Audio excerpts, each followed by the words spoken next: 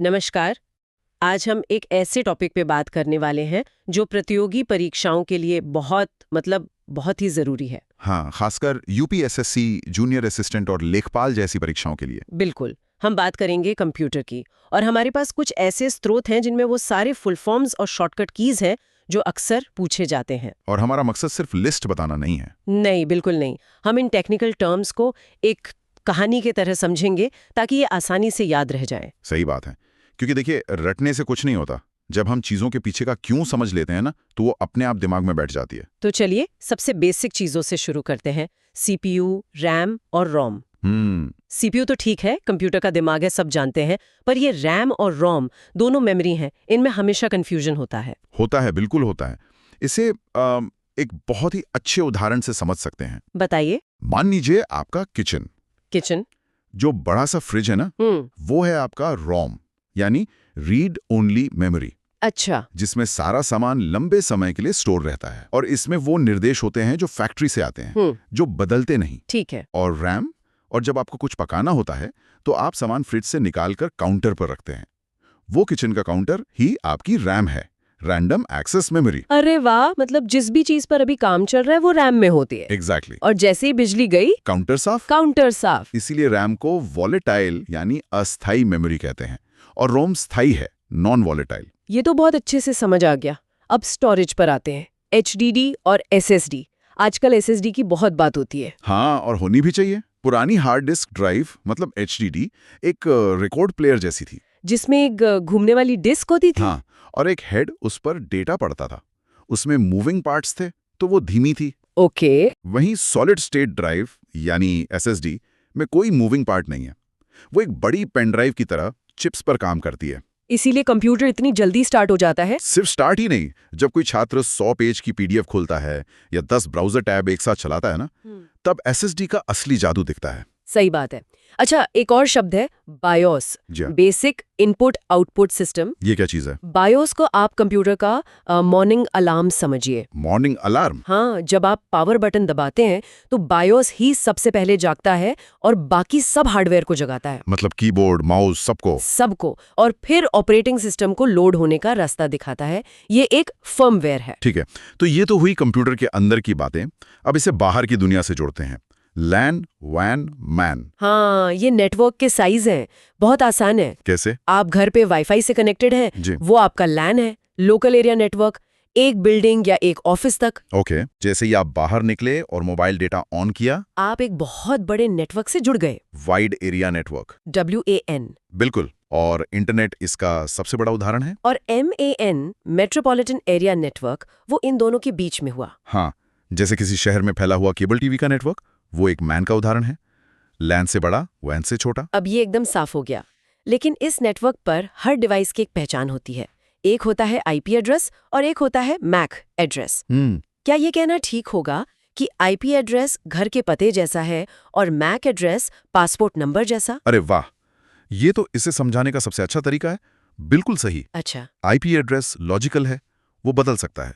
आप नेटवर्क बदलेंगे, आपका IP बदल जाएगा, जैसे घर का पता। और MAC एड्रेस वो डिवाइस के हार्डवेयर पर परमानेंट लिखा होता है, बनाने वाली कंपनी लिखती है, वो कभी नहीं बदलता, जैसे पासपोर्ट नंबर। ठीक है, तो इन पतों पर जानकारी भेजने के लिए कुछ नियम भी होंगे, जैसे HTTP और HTTPS। बिल्कुल। HTTP यानी हाइपरटेक्स्ट ट्रांसफर प्रोटोकॉल वो नियम है जिससे ब्राउजर वेबसाइट से बात करता है, पर यह सुरक्षित नहीं है। मतलब?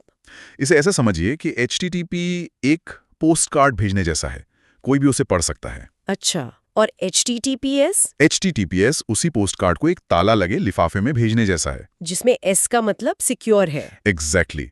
वो ताला लगा हुआ है, इसलिए ऑनलाइन पेमेंट करते समय वेबसाइट के एड्रेस में हमेशा HTTPS देखना चाहिए। और इसी सुरक्षा की दुनिया में एक और नाम आता है, VPN, वर्चुअल प्राइवेट नेटवर्क। हाँ, VPN एक तरह से इंटरनेट पर एक सुरक्षित सुरंग बनाता है। सुरंग? हाँ, ये आपकी असली पहचान और लोकेशन को छुपा देता है। आप भारत में बैठकर ये दिखा सकते हैं कि आप अमेरिका से इंटरनेट चला रहे हैं। मैंने नोटिस किया है कि VPN ऑन करते ही कभी-कभी स्पीड थोड़ी कम हो जाती है। हाँ, वो होता है क्योंकि आपका डेटा सीधे सर्वर पर जाने के बजाय एक और सर्वर से घूमकर जाता है। तो ये सुरक्षा और स्पीड के बीच एक समझौता है। बिल्कुल। चलिए अब डेटा को मापने की बात करते हैं। KB, MB, GB, TB ये हमेशा कंफ्यूज करते हैं।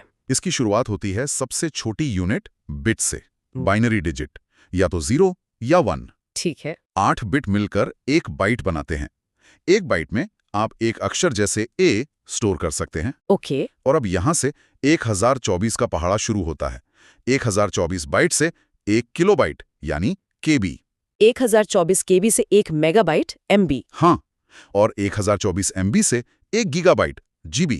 और फिर 1024 GB से 1 टेराबाइट यानी TB। मुझे याद है पहले CD आती थी, फिर DVD, फिर ब्लू-रे। इनकी क्षमता में कितना फर्क था? जमीन आसमान का।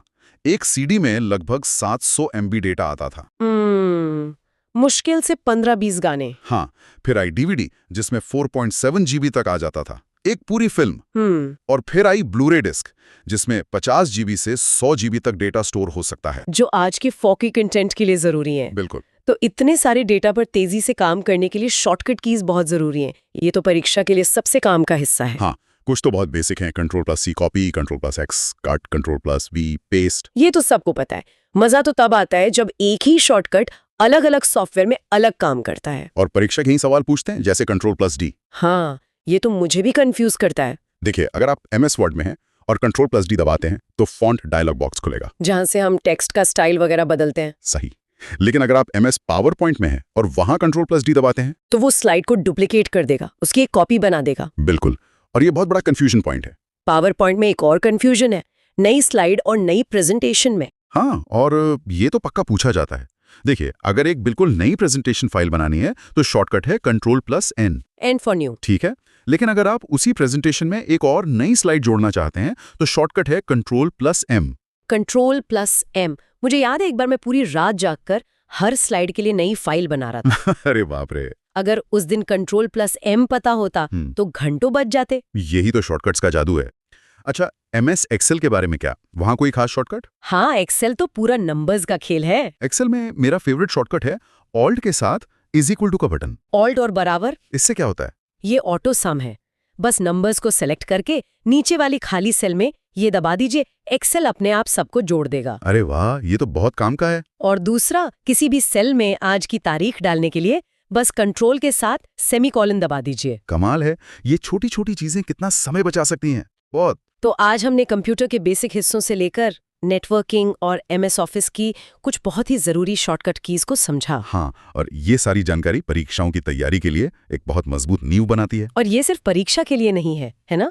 आज की दुनिया में ये तो एक तरह की बेसिक लिटरेसी है। बिल्कुल, ये स्किल्स रोजमर्रा के काम में भी हमें बेहतर बनाती हैं। ये सारी जानकारी खास तौर पर एड्यूमेंटर फॉर जॉब्स के दर्शकों के लिए तैयार की गई हैं। हमें उम्मीद है कि ये चर्चा सबके लिए फायदेमंद रही होगी। और ऐसी ही और गहरी चर्चाओं के लिए चैनल को सब्सक्राइब करना ना भूलें। बिल्कुल। और अंत में मैं सोचने के लिए एक सवाल छोड़कर जा रहा हूँ। जरूर। आज हमने बात की कि हम कीबोर्ड शॉर्टकट से मशीनों को निर्देश देते हैं, पर जैसे जैसे AI और मशीन लर्निंग बढ़ रहे हैं, भविष्य में मशीनों से हमारा संवाद कैसे बदलेगा? क्या कीबोर्ड और माउस की जगह हमारी आवाज या शायद हमारे विचार ले लेंगे? और तब शॉर्टकट का मतलब क्या होगा?